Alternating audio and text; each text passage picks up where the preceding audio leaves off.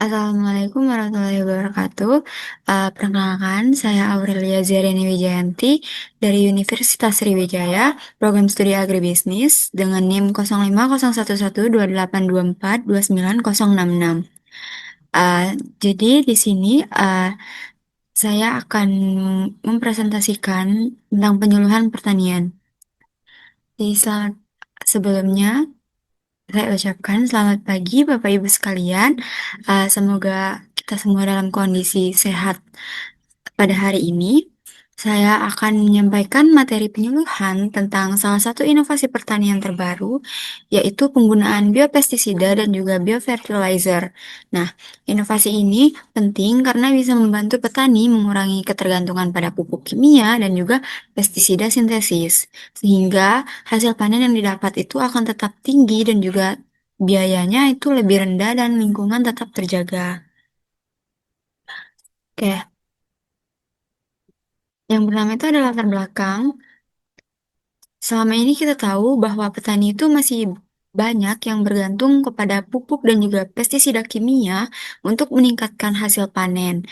Namun, kita juga mengetahui bahwa penggunaan bahan kimia yang berlebihan itu dapat menurunkan kesuburan tanah dan juga mencemari lingkungan.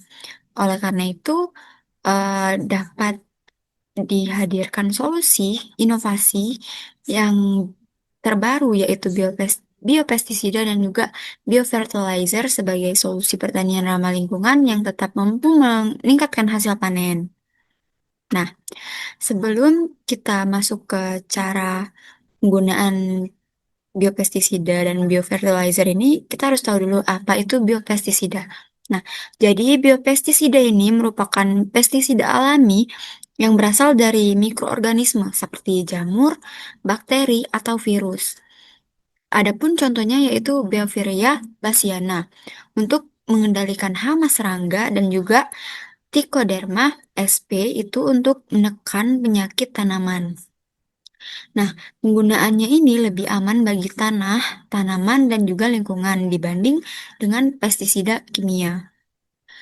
Selanjutnya itu ada apa itu biofertilizer? Karena kita tadi sudah menjelaskan biopestisida, kemudian kita masuk ke biofertilizer. Nah, biofertilizer ini atau pupuk hayati yang mengandung mikroba bermanfaat seperti Rhizobium, Azotobacter, dan juga mycorrhiza yang dimana ini tuh membantu menyediakan unsur hara bagi tanaman. Nah, pupuk ini mampu meningkatkan kesuburan tanah, memperkuat akar, dan juga mengurangi ketergantungan terhadap pupuk kimia. Kemudian kita masuk ke input yang dibutuhkan. Yang pertama itu ada biopestisida. Biopestisida ini tadi merupakan mikroba pengendali hama. Contohnya tadi Beauveria bassiana yang mengendalikan hama serangga dan Trichoderma sp untuk menekan penyakit jamur pada tanah.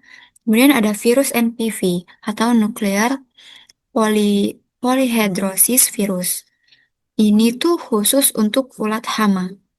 Kemudian ada biofertilizer, yang dimana biofertilizer ini merupakan mikroba penyubur tanah. Contohnya tadi Rhizobium untuk membantu fiksasi nitrogen pada tanaman kacang-kacangan. Nah, kemudian ada Azotobacter, yaitu menyuplai nitrogen bebas. Kemudian ada mycorrhiza, yaitu meningkatkan penyerapan fosfor dan juga ketahanan tanaman. Kemudian ada input berupa media aplikasi, yang dimana media aplikasi ini terdiri dari air, sprayer, atau dicampurkan langsung ke tanah. Nah, sekarang kita masuk ke proses atau cara penerapan dari biopestisida dan juga biofertilizer ini. Hal yang pertama yang kita lakukan yaitu merupakan persiapan. Di persiapan ini kita harus memilih biopestisida dan juga biofertilizer sesuai jenis tanaman dan masalah yang dihadapi. Jadi kita harus pilih itu yang sesuai dengan tanaman yang kita tanam sama masalah apa yang kita hadapi di tanaman tersebut. Kemudian kita harus memastikan produk itu berasal dari produsen resmi atau kelompok tani yang sudah terlatih. Jadi tidak asal-asalan. Kemudian kita mengaplikasikan biopestisida. Jadi kita yang pertama itu melarutkan sesuai dosis, kemudian semprotkan pada daun, batang, atau area tanah yang terserang hama. Kemudian lakukan secara rutin atau preventif maupun kuratif. Nah, kemudian pengaplikasian biofertilizer yang dimana bisa dicampur ke dalam tanah sebelum tanam atau sebagai inokulan. Kemudian bisa juga dilarutkan lalu disiram ke perakaran.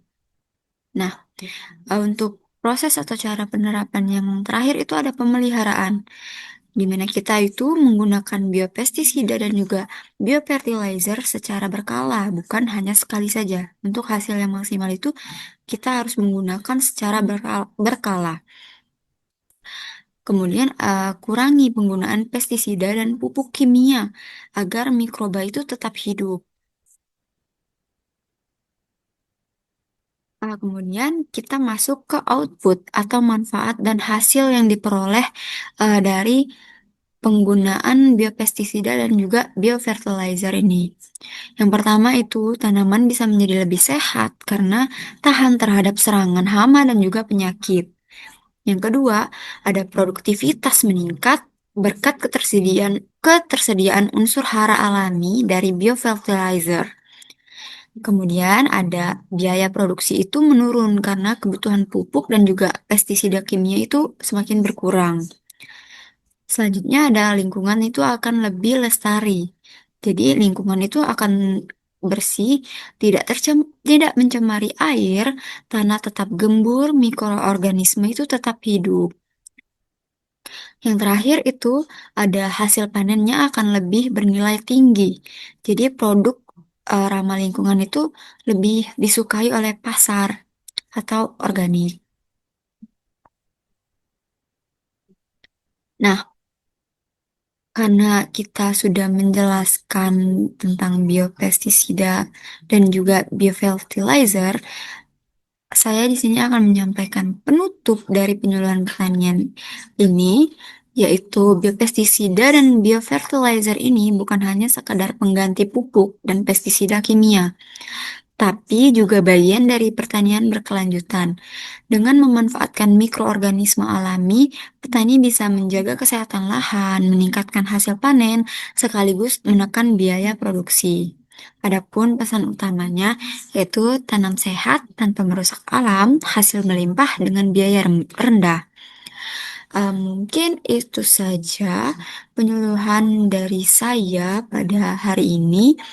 Saya ucapkan mohon maaf sebesar-besarnya bila ada kesalahan kata, ucapan, ataupun perbuatan yang saya lakukan selama pemaparan materi ini. Saya ucapkan maaf sebesar-besarnya dan saya ucapkan terima kasih atas perhatiannya.